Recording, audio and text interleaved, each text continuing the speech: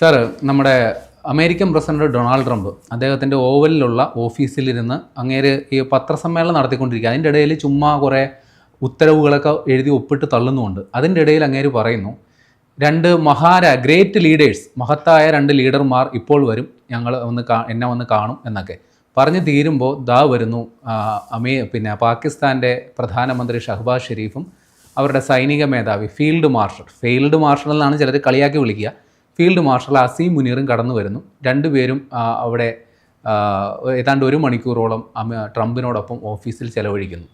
ഇതിൽ അസീം മുനീറിൻ്റെ കാര്യം പ്രത്യേകം പറയണം. കാര്യം ഏതാണ്ട് 2-3 മാസത്തെ ഇടവേളയിൽ 3ാമത്തെ തവണയാണ് അസീം മുനീർ അമേരിക്കയിൽ എത്തുന്നത്. ഇന്ത്യയും പാകിസ്ഥാനുമായിട്ടുള്ള സംഘർഷങ്ങൾക്ക് ശേഷം പാകിസ്ഥാനും അമേരിക്കയുമായിട്ട് വലിയ രീതിയിലൊരു സൗഹൃദത്തിലേക്ക് പോകുന്നു എന്നാണ് നമുക്ക് മനസ്സിലാക്കേണ്ട കാര്യം. വലിയ വലിയ കരാറുകൾ രണ്ട് രാജ്യങ്ങളും തമ്മിൽ ഉണ്ടാക്കുന്നു. പാകിസ്ഥാനിൽ അമേരിക്ക പോയി എണ്ണ പര്യവേഷണമൊക്കെ നടത്തുമെന്നാണ് ട്രംപ് പറയുക. അതിൻ്റെ സാധ്യത എത്രത്തോളം ഒന്നും അറിയുന്നില്ല. നമ്മളുടെ ആശങ്ക ഇതാണ്. കാര്യം ഇന്ത്യ അമേരിക്കയെ വലിയ രീതിയിലൊരു സൗഹൃദ രാഷ്ട്രമായി കണ്ടുകൊണ്ടിരുന്നതാണ്. ആ സ്ഥാനത്താണ് ഇപ്പോൾ അമേരിക്ക പാകിസ്ഥാനോട്, പ്രത്യേകിച്ച് അസീം മുനീറിനെ പോലെ ഒരു സൈനിക മേധാവിയോടൊക്കെ വലിയ ലോഹ്യം കാണിക്കുന്നത്. ഇന്ത്യയുടെ വിദേശ നയത്തിൽ കാര്യമായൊരു പാളിച്ച പറ്റി എന്ന് ചിലർ ഇതിനെ വ്യാഖ്യാനിക്കുന്നുണ്ട്. അത്തരത്തിൽ ഗൗരവതരമായി ചിന്തിക്കേണ്ട നിലയിലേക്ക് കാര്യങ്ങൾ എത്തിയിട്ടുണ്ടോ? ഇന്ത്യക്ക് അതിനകത്ത് ഭയപ്പെടേണ്ട ഇന്ത്യക്ക് ഇപ്പോൾ കിട്ടുന്നതിനേക്കാൾ കൂടുതൽ, അല്ലെ പാകിസ്ഥാന് കിട്ടിയിരുന്നതിനേക്കാൾ കൂടുതൽ എന്ത് പ്രത്യേക പരിഗണനയാണ് ട്രംപിൻ്റെ കയ്യിൽ നിന്ന് കിട്ടിയിരിക്കുന്നത്? പിന്നെ ഇതെല്ലാം നമ്മൾ പുറകോട്ട് ആലോചിക്കുക. അതായത് ഒരു പരിഗണനയുണ്ട് സാർ. കാര്യം ഇന്ത്യക്കെതിരെ 50% താരിഫ് പ്രഖ്യാപിച്ചപ്പോൾ പാകിസ്ഥാന് വെറും 19% കൊടുത്തിട്ടുള്ളൂ താരിഫിൻ്റെ കാര്യത്തിൽ. അത് മാത്രമല്ല, കുറേ ഉദാരമായ കരാറുകൾ പാകിസ്ഥാനിലെ ചില റെയർ എർത്ത് മിനറൽസ് ഉണ്ടല്ലോ, ഇപ്പോൾ ബലൂചിസ്ഥാനിലൊക്കെ വലിയ അടി നടക്കുന്നത് അതിൻ്റെ പേരിലാണ്. അപ്പോൾ അതൊക്കെ ഖനനം ചെയ്യാനായിട്ട് അമേരിക്കൻ കമ്പനിയെ അനുവദിക്കുക. അമേരിക്ക ചെന്ന് അവിടെ പോയി എണ്ണ പരിവേഷണം നടത്തുക, അതിനു വേണ്ടിയുള്ള കരാറൊക്കെ ഒപ്പിടുന്നു. വലിയ രീതിയിലുള്ള സാമ്പത്തിക പാക്കേജ് അമേരിക്ക പാകിസ്ഥാന് വാഗ്ദാനം ചെയ്യുന്നു. അപ്പോൾ എന്തൊക്കെയോ ഇവിടെയൊക്കെ ചെറിയ നേട്ടങ്ങളൊക്കെ ഉണ്ട്. ഇതിനേക്കാൾ എത്രയോ വലിയ പാക്കേജുകളാണ് ചൈന പാകിസ്ഥാന് കൊടുത്തിരുന്നത്. അതുകൊണ്ട് ചൈന പാകിസ്ഥാന് കൊടുത്തിരുന്ന പാക്കേജുകളുണ്ട്. ആ പാക്കേജിൽ നിന്നൊക്കെ നീ ചൈനയെ വിട്ടിങ്ങ് പോരാനാണ് പറയുന്നത്. നീ ചൈനയെ വിട്ടിങ്ങ് പോരാനാണ് പാകിസ്ഥാനോട് പറയുന്നത്. പിന്നെ രണ്ടാമത്തെ കാര്യം, അമേരിക്ക ഇന്ന് അന്തർദേശീയ തലത്തിൽ വെല്ലുവിളി നേരിടുന്ന പ്രധാനപ്പെട്ട രാജ്യങ്ങൾ 2 ഒന്ന് ചൈനയും ഒന്ന് ഇറാനുമാണ്. ഒന്ന് ഇറാനും ചൈനയാണ്. ചൈനയുടെ ഏറ്റവും പ്രധാനപ്പെട്ട സഖ്യകക്ഷി എന്ന് പറയാവുന്നത് പാകിസ്ഥാൻ. അല്ലാണ്ട് മറ്റേ ഉത്തരകൊറിയയും കൂട്ടിക്കൊണ്ടൊന്നും ചൈനയെ കൊണ്ട് പോകില്ല. പാകിസ്ഥാനാണ് ചൈനയുടെ ഏറ്റവും വലിയ സഖ്യകക്ഷി. ആ ബന്ധം മുറിച്ചാൽ ചൈനയ്ക്ക് പിന്നെ മിച്ചാരമാണ്. ആ ബന്ധം മുറിച്ചാൽ പിന്നെ നമ്മളെ ആശ്രയിക്കേണ്ടി വരും. നമ്മൾ വൈകാരികമായി തന്നെ ചൈനയുടെ ശത്രുവാണെന്നുള്ളവരെ മോഡിക്കറിയാം. പണ്ട് കാലം തൊട്ട് ജീനിൽ കയറിപ്പോയി. അത് അറിയാവുന്നതുകൊണ്ട് ചൈനയും പാകിസ്ഥാനായിട്ടുള്ള ബന്ധം മുറിക്കാൻ വേണ്ടിയുള്ള സൂത്രപ്പണി മാത്രമാണ്. 2, ഇസ്രായേലിനെതിരായിട്ട് എല്ലാ അറബ് രാജ്യങ്ങളും ഒറ്റക്കെട്ടാകുന്ന ഒരു സന്ദർഭം, പാകിസ്ഥാൻ ഉൾപ്പെടെ സൗദി ഉൾപ്പെടെ ആ ഉണ്ടാക്കുന്ന സംഘടനയുടെ നിയന്ത്രണം ആരുടെ വരും? ഇപ്പോഴത്തെ അത് ട്രംപിൻ്റെ ഇരിക്കും. ഇസ്രായേലിനെതിരായി ഫൈറ്റ് ചെയ്യാൻ വേണ്ടി ഉണ്ടാക്കുന്ന സാധനത്തിൻ്റെ നിയന്ത്രണം USA അമേരിക്കവരെല്ലാം ഒറ്റക്കെട്ടൊക്കെ നിയന്ത്രിക്കുകയാണ്. അപ്പോൾ ഇന്ത്യക്ക് ഇവിടെ എന്ത് ചെയ്യാൻ പറ്റുമെന്ന് ചോദിച്ചാൽ, ഇന്ത്യ പ്രത്യേകിച്ച് ഒന്നും ചെയ്യേണ്ട ആവശ്യമില്ല. ഇന്ത്യക്ക് അടി കിട്ടണമെങ്കിൽ അവിടെയുള്ള തൊഴിൽ ചെയ്യുന്ന, വരുമാനം ഉണ്ടാക്കുന്ന, ആ വരുമാനത്തിലൊരു 25% ഇന്ത്യയിലേക്ക് അയക്കുന്ന NREസിൻ്റെ ഇങ്ങോട്ടുള്ള ഫണ്ട് അയക്കാൻ പറ്റാതിരുന്നാൽ മാത്രം മതി.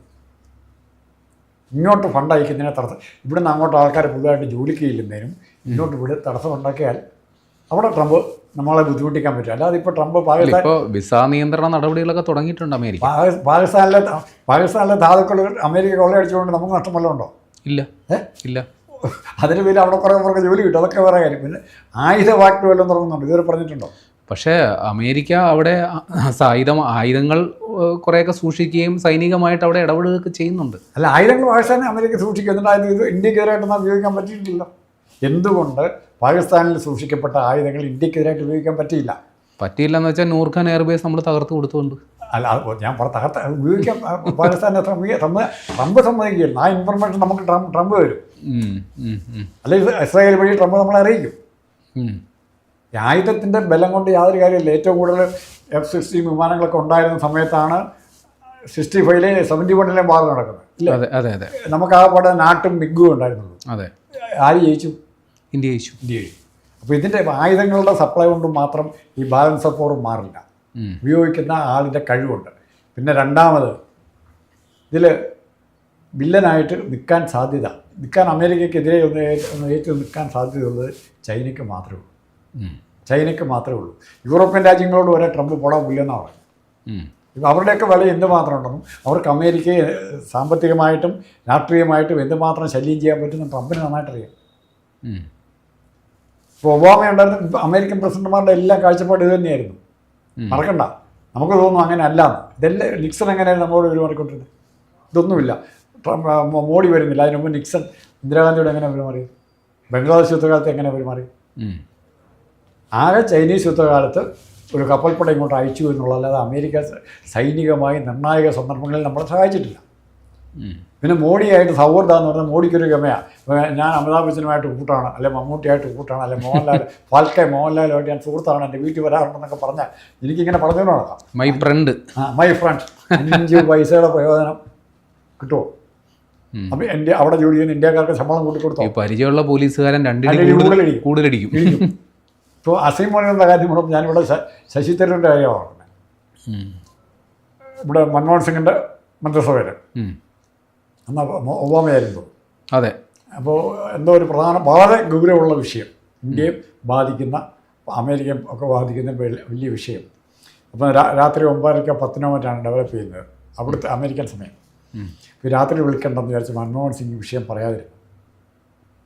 ഇതറിയാവുന്ന 2-3 പേർക്കുള്ളൂ, മൻമോഹൻ സിംഗിനെ, ട്രംപിനെ, പിന്നെ സോണിയാഗാന്ധിയോട് പറഞ്ഞു വേണേ പറഞ്ഞ അപ്പോഴേ അവർ എന്നാ ചെയ്യുക. അപ്പോൾ ഈ തരൂര് ഇത് വിളിച്ച് പറഞ്ഞു. പിറ്റേ ദിവസം രാവിലെ ഇതൊക്കെ പത്രങ്ങളിൽ റിപ്പോർട്ട് ചെയ്യുന്ന നമ്മുടെ ആധികാരികമായ അറിവ് എല്ലാവരും ചോദിച്ചു കഴിഞ്ഞാൽ എന്നൊക്കെ ഇവിടുന്ന് ഇവരും കിട്ടിയെന്ന് ചോദിക്കാം. ചില പത്രങ്ങളൊക്കെ വായിക്കുന്നുണ്ട്, പത്രം വായിച്ചവരും വായിച്ചിട്ടുണ്ടോ? വിളിച്ച് ഇങ്ങോട്ട് പറഞ്ഞു, എനിക്ക് തരൂർ ശശി എന്നോട് പറഞ്ഞിരുന്നു എന്ന് മൻമോഹൻ സിംഗിനോട് പറയുകയാണ്. മൻമോഹൻ സിംഗ് പിറ്റേ ദിവസം വിളിച്ചപ്പോൾ അത്ര മൻമോഹൻ സിംഗിനേക്കാൾ ആക്സസ് ആർക്കുണ്ടായിരുന്നു? ശശി തരൂരിനുണ്ടായിരുന്നു.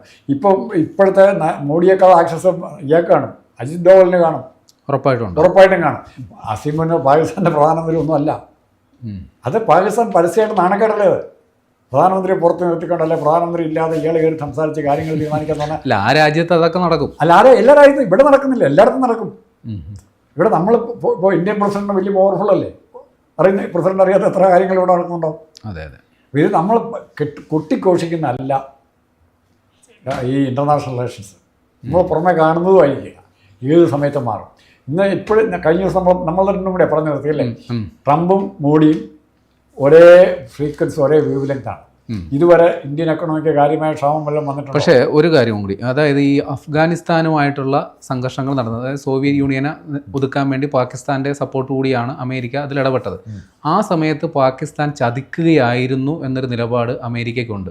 പ്രത്യേകിച്ച് ട്രംപ് 2018 നടത്തിയൊരു പ്രസ്താവനയുണ്ട്, പാകിസ്ഥാൻ്റെ കയ്യിൽ നിന്ന് ഞങ്ങൾക്ക് കിട്ടിയ കുറേ നുണയും കുറേ ചതിയും മാത്രമാണെന്ന് പറഞ്ഞ അങ്ങനെ ഒരു നിലപാടുള്ള ട്രംപ് പിന്നെ അവർക്ക് മുന്നനുഭവങ്ങൾ പാകിസ്ഥാൻ, കാര്യം ഒസാമ ബിൻ ലാദനെ ഒളിപ്പിച്ചു വെച്ചാൽ അങ്ങനെ ഒരു ചരിത്രമുള്ള ഒരു ടെററിസത്തെ, ഭീകരവാദത്തെ വലിയ രീതിയിൽ പ്രോത്സാഹിപ്പിക്കുന്ന രാഷ്ട്രമെന്ന പ്രതിച്ഛായയുള്ളൊരു രാഷ്ട്രമാണ്. അങ്ങനെയുള്ളൊരു രാഷ്ട്രത്തോട് ഈ ട്രംപിനെ പോലെയുള്ള ഒരാൾ കൈ കൊടുക്കുന്നതിൻ്റെ ഉദ്ദേശം എന്തായിരിക്കും? പാകിസ്ഥാന് കൈ കൊടുക്കുന്നതിൻ്റെ ഉദ്ദേശം അത് പാകിസ്ഥാൻ്റെ അന്ത്യമാണെന്ന് വിചാരിച്ചാണ്.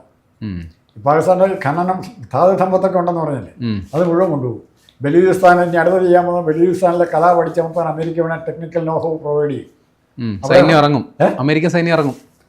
എങ്ങനെയാണ് ഇസ്രായേലിനെ സഹായിക്കുന്നവർ കൂട്ടിക്കും? അമേരിക്കൻ സൈന്യം ഡയറക്റ്റ് വരേണ്ട ആവശ്യമില്ല, ഇൻഫർമേഷൻ മാത്രം കൊടുത്താൽ മതി.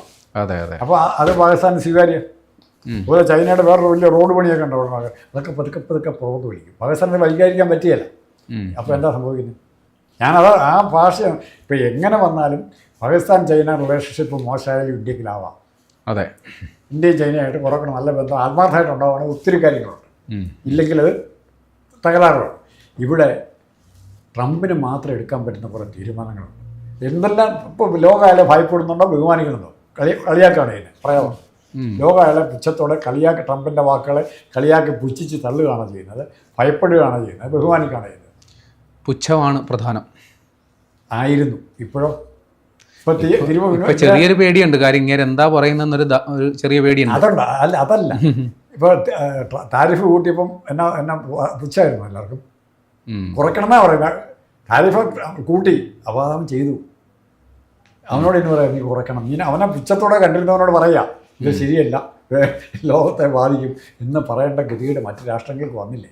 യെസ്. അപ്പോൾ അമേരിക്കയ്ക്ക് ഒരു നിലപാടുണ്ട്. ആ നിലപാട് തെറ്റെന്നുള്ളത് രണ്ടാമത്തെ കാര്യം. നമ്മളെങ്ങനെ ബാധിക്കും എന്നുള്ളതും നമ്മൾ നോക്കണ്ട. നമ്മൾ നോക്കേണ്ട നമ്മുടെ കാര്യം എങ്ങനെ നോക്കാൻ പറ്റുമെന്ന് മാത്രം നോക്കിയാൽ മതി. യെസ്. അത്രയും ആണ് ഈ വിഷയത്തിൽ നമുക്ക് കാര്യമായിട്ട് പറയാനുള്ളത്. കാരണം നമ്മളാരും ഇതിൻ്റെ എക്സ്പേർട്സ് അല്ല. പത്രത്തിൻ്റെ അറ്റോ അല്ല ഏതെങ്കിലും മാസികയുടെ ടി വി ന്യൂസോ കേൾക്കുമ്പോൾ കിട്ടുന്ന അറ്റവും മുറി വെച്ച് മാത്രം സംസാരിക്കുന്നവരാണ്. നമ്മൾ ഫോറിൻ റിലേഷൻസ് എക്സ്പേർട്സ് അല്ല. പക്ഷേ എക്സ്പേർട്സ് പറഞ്ഞുകൊണ്ട് ഒരു കാര്യം ഇവിടെ നടന്നിട്ടില്ല എന്നൂടെ പറയാം. ഇപ്പോൾ യുദ്ധം ഉണ്ടാകും, ഇറാനും പാകിസ്ഥാനും ഇസ്രായേലുമായിട്ട് യുദ്ധം, നാളെ ഇതിനെ തീർക്കാൻ പോവാണ്, അല്ല ഇറാൻ്റെ കാര്യം തീർന്നു എന്നൊക്കെ പറഞ്ഞ് അടിച്ചുവിടാൻ നമ്മളെ കൊണ്ട് പറ്റില്ല. അപ്പോൾ നമുക്ക് ട്രംപിന് അതിൻ്റേതായ പ്രാധാന്യമുണ്ട്. ട്രംപ് എടുക്കുന്ന നിലപാടുകൾക്ക് അതിൻ്റേതായ പ്രാധാന്യമുണ്ട്. പ്രകടമായി ഇന്ത്യയെ ബാധിക്കുന്ന രീതിയിൽ പാകിസ്ഥാനെ സഹായിക്കുമ്പോൾ ഇന്ത്യക്ക് എന്ത് നഷ്ടം പറ്റുമെന്ന് മാത്രം നോക്കിയാൽ മതി. യെസ്.